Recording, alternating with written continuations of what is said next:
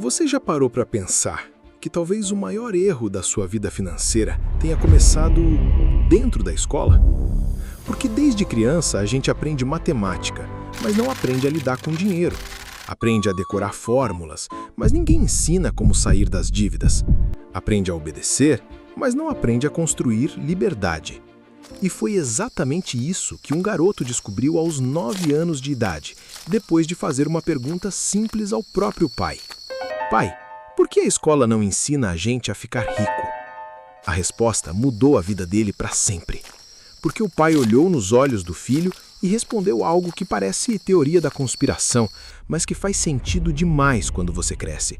Ele disse, porque o sistema não quer ensinar vocês sobre dinheiro. Imagina ouvir isso sendo criança. O garoto ficou confuso. Como assim? Então, para que serve a escola? E o pai respondeu, seu trabalho é estudar, para conseguir um emprego. Mas aí vem a pergunta que desmonta tudo. E o emprego não serve para ganhar dinheiro? E o pai responde, não exatamente. O emprego serve para manter o sistema funcionando. E naquele momento, algo quebra dentro da cabeça daquele menino.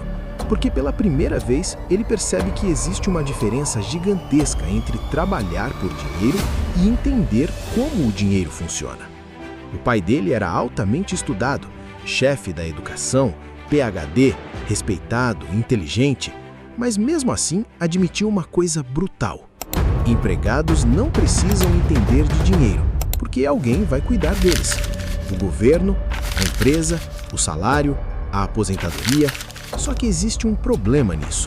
Quem depende totalmente do sistema vira refém dele. E foi aí que tudo mudou. O pai disse, se você quer aprender sobre dinheiro, vá conversar com o pai do seu melhor amigo. Porque o pai do amigo era empreendedor.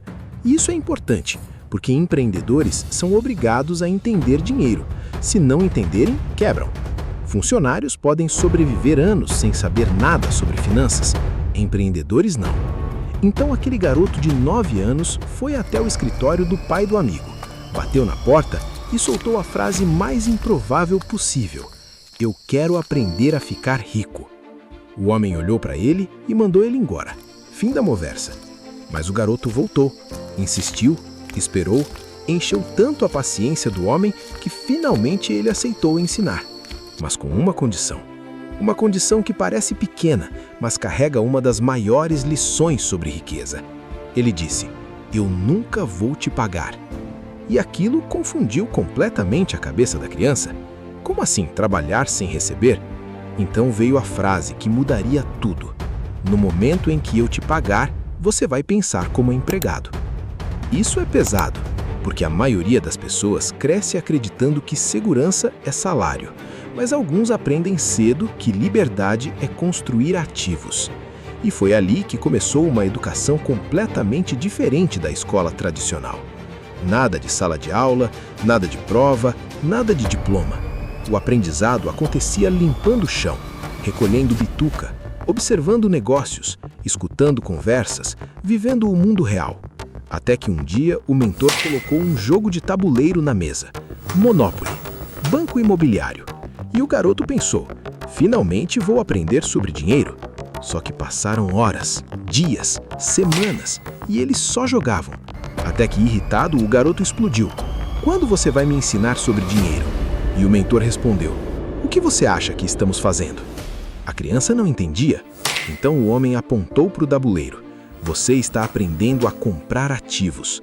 Casas verdes, hotéis vermelhos, renda, terrenos, fluxo de caixa, tudo escondido dentro de um jogo que a maioria das pessoas joga sem perceber a lição principal. E aí veio a frase que vale milhões. Uma das formas mais simples de enriquecer é jogar Monopoly na vida real. 4 casas verdes, um hotel vermelho, comprar pequenos ativos, transformar em algo maior e deixar o tempo trabalhar. Anos depois, aquele menino voltou para a cidade. E o que ele viu parecia inacreditável. O homem tinha comprado terrenos inteiros, negócios, comércios, áreas gigantescas. Tudo começou pequeno. Uma loja, depois outra, até dominar regiões inteiras. Exatamente igual ao jogo. E é aqui que muita gente perde a grande sacada. Os ricos enxergam a vida como aquisição de ativos. Os pobres enxergam a vida como pagamento de contas. Percebe a diferença? Enquanto muita gente pensa, como vou pagar minhas despesas esse mês? Outras pessoas estão pensando, qual ativo pode pagar minhas despesas para sempre? Isso muda tudo, porque pobreza não começa na conta bancária, começa na mentalidade. Tem gente que ganha pouco, mas pensa grande e cresce. Outros ganham muito, mas continuam presos, porque a cabeça continua funcionando na lógica da sobrevivência. E talvez essa seja a parte mais desconfortável dessa conversa. A pobreza é ensinada.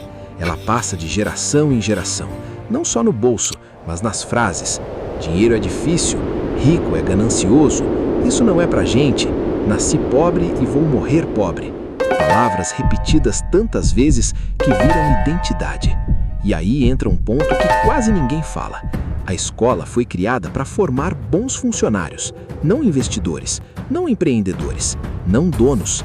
E calma, isso não significa que estudar é ruim. Muito pelo contrário, médicos são importantes, engenheiros são importantes, advogados são importantes, mas existe uma diferença brutal entre formação profissional e inteligência financeira. Porque você pode ser brilhante na profissão e completamente perdido quando o assunto é dinheiro. E o mais assustador, isso é extremamente comum.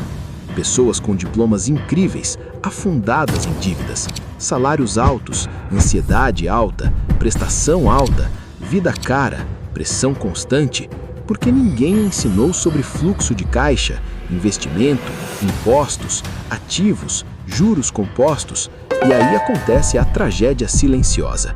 A pessoa trabalha a vida inteira, mas nunca constrói liberdade, só sobrevive. E existe outra lição poderosa nessa história. O tal pai rico não aprendeu riqueza na escola, ele aprendeu na dor. O pai dele morreu cedo e aos 13 anos ele teve que assumir negócios da família. Enquanto outros aprendiam teoria, ele aprendia a responsabilidade. Enquanto outros decoravam fórmulas, ele negociava, errava, perdia, aprendia. E talvez seja por isso que tanta gente evolui depois do caos, porque algumas dores obrigam você a crescer. Às vezes a dificuldade vira a universidade, e isso leva a outra reflexão forte. Nem todo professor sabe viver o que ensina. O próprio rapaz conta que perguntou para um professor: eu vou usar isso algum dia na minha vida? E o professor respondeu: não. Imagina ouvir isso. Então por que ensinar? Porque me pagam. Isso destrói qualquer romantização, porque existe diferença entre teoria e prática. E talvez os melhores mentores da vida sejam aqueles que vivem o jogo de verdade. Empresários, investidores, pessoas que resolveram problemas reais, porque riqueza deixa pistas. E outra coisa que muda completamente o jogo, as palavras que você usa. O pai pobre dizia: não posso pagar isso.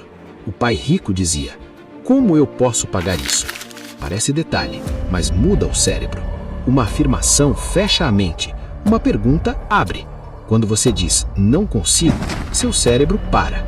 Mas quando pergunta como eu faço, ele começa a procurar saída. É por isso que duas pessoas podem nascer no mesmo bairro, na mesma condição e terminar em realidades completamente diferentes. Uma aceita os limites, a outra questiona os limites. E no final, riqueza não é só dinheiro, é visão, é mentalidade, é estratégia.